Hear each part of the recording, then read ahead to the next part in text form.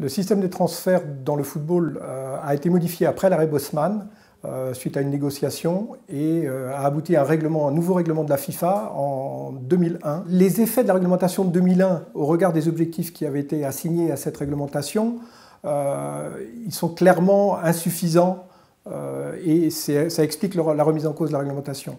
Sur la protection des mineurs, la FIFA a une réglementation qui est assez exigeante, puisque sur le principe, le transfert des mineurs de moins de 18 ans, donc des mineurs, est interdit. Le paradoxe, c'est qu'en Europe, le droit du travail s'applique à partir de 16 ans. Et en fait, là, on a l'Europe qui, quelque part, est moins disante socialement que la FIFA, ce qui est un petit peu étonnant. Et c'est quand même un véritable problème sur le marché des transferts. Le deuxième objectif qui était poursuivi, celui d'une meilleure promotion des dispositifs de formation, d'une meilleure protection de la formation. Là aussi, le résultat est assez mitigé puisque les indemnités de formation, de fait, ne sont pas suffisamment attractives et rémunératrices pour que ce soit une vraie stratégie intéressante pour les clubs. Et il s'avère qu'aujourd'hui, il est beaucoup plus utile d'acheter des joueurs formés et de les revendre avec une forte plus-value plutôt que de former les joueurs. Ce qui est quand même un petit problème par rapport à la reproductibilité, je dirais, du talent sportif. Il y avait également un objectif par rapport à une meilleure solidarité entre clubs et entre pays.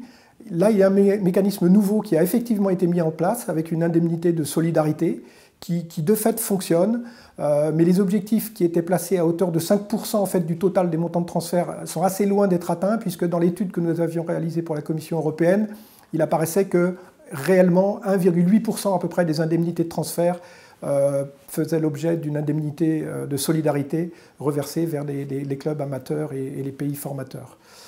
Concernant la résolution des litiges, là également il y a effectivement des choses qui ont été mises en place avec une commission de résolution des litiges qui est une commission mixte avec des représentants des joueurs et des représentants des clubs, qui a plutôt bien fonctionné. Je dirais qu'elle a même presque été victime de son succès parce qu'il y a eu tellement d'affaires qui ont été portées devant cette commission que les délais ont augmenté et elle est devenue un petit peu moins efficace par rapport à ça, mais on peut guère en faire le reproche à la FIFA. Et puis dernier élément, l'objectif de stabilité contractuelle, il n'a véritablement pas été atteint puisque les clubs et les joueurs aussi ont mis en place des stratégies finalement pour ne jamais être réellement en fin de contrat. Donc on a beaucoup de contrats qui sont prolongés pour pouvoir ensuite être rompus. On a vu des mouvements de joueurs aussi très fréquents, y compris quelquefois 2, 3 fois dans une même saison, si bien qu'il a fallu encore resserrer un petit peu la réglementation. Donc il y a aussi là des choses qui ont été mises en place, mais leur efficacité est toute relative. La FIFPro, le syndicat international des joueurs professionnels, a mené de son côté une analyse sur le bilan de cet accord qu'ils avaient signé en 2001 pour arriver à la conclusion que les objectifs qui avaient été assignés à l'époque étaient très très loin d'être atteints. Et c'est aussi le constat qu'on a pu faire dans l'étude que nous avions menée pour la Commission européenne. Ils ont de nouveau cherché à discuter cet accord. Ça a été un petit peu compliqué, il n'y avait sans doute pas une volonté très forte des institutions sportives de discuter cet accord.